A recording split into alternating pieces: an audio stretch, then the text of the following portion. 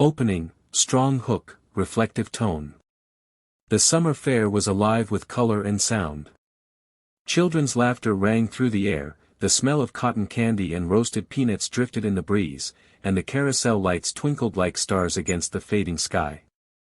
But in the middle of all that joy stood a woman who smiled on the outside, while her heart carried a secret heaviness.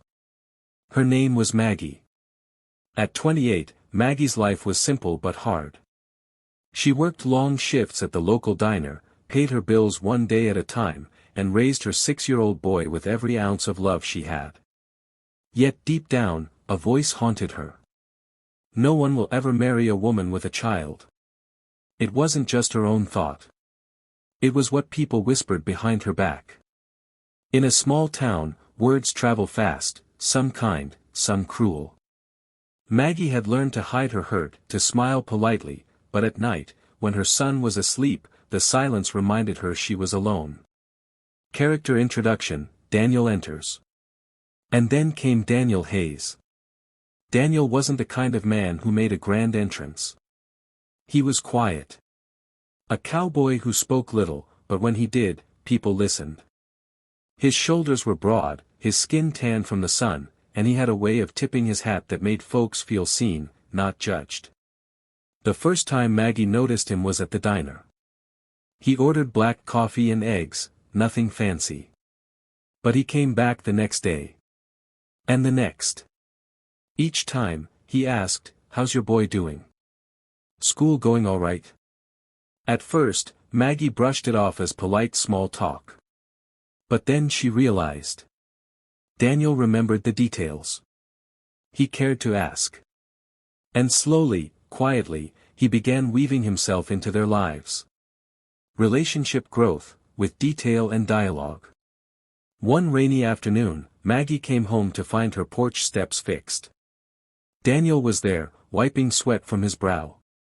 "You didn't have to do that," Maggie said, trying not to look too grateful. Daniel shrugged. "Couldn't let you trip carrying groceries. Besides," he added with a grin, "your boy needs steps strong enough to jump from." Her son giggled, already leaping down the new steps like they were part of an adventure. Another day, Daniel showed up with a baseball and glove. "Ever played catch?" he asked the little boy. The boy shook his head, wide-eyed. "Well then, let's start today." Maggie stood at the doorway watching. Daniel crouched low, teaching her son how to throw, cheering every small toss like it was a home run. And in moments like that, Maggie's heart softened. She saw her son's laughter. She saw how steady Daniel was. But the fear in her chest whispered louder. "He's kind, yes. But men like him don't marry women like you." Community whispers, tension builds. The town began to notice. Neighbors whispered, "Looks like Daniel's taken a liking to Maggie." Another replied, "Maybe, but remember, she's got a kid." Maggie heard those words. And every time she did, she pulled back a little.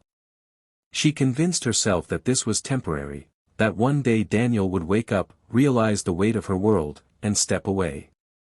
Climax build, the night of the fair. Then came the night of the county fair, the night that changed everything. The rodeo was in full swing, lights strung high above the bleachers, and music spilling out from every corner. Maggie held a bucket of popcorn, weaving through the crowd toward the seats where Daniel and her boy were waiting. But when she reached them, she froze. Daniel wasn't sitting. He was kneeling. Right there, in the dust of the rodeo grounds, in front of friends, neighbors, strangers, he was down on one knee.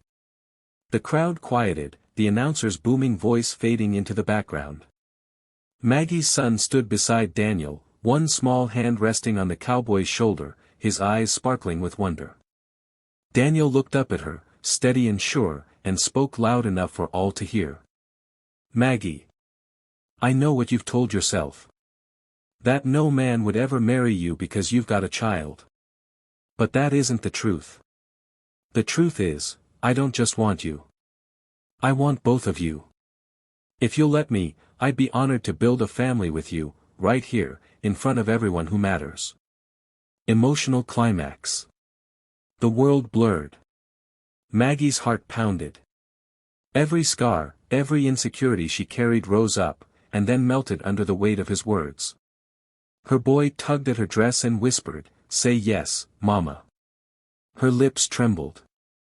Tears ran down her cheeks. And with a shaky laugh, she nodded. Yes. The crowd erupted. Cheers, applause, whistles, clapping.